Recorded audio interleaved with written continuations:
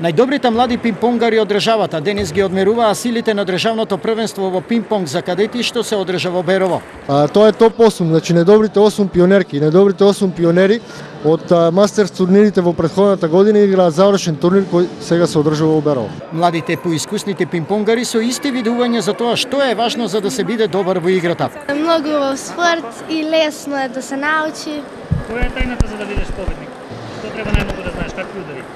Најдобро е да знаеш да играш и да имаш самодоверба. Мислам дека најинтересно во пинг-понгот е тоа што е брз спорт и што треба да си сконцентриран цело време додека го играш, затоа што мал пат на концентрацијата може да те чини поен. Ова учество, освен за промоција за учесниците, е важно и од друг аспект. Тоа е уедно и изборно, значи бодуе се за ранг листу.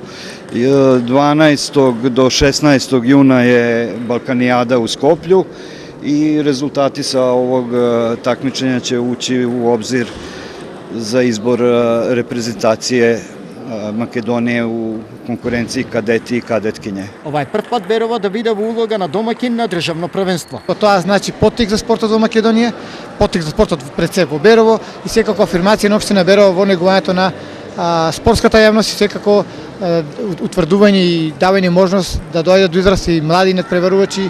Организацијата е на пинг-понгарскиот клуб Берово.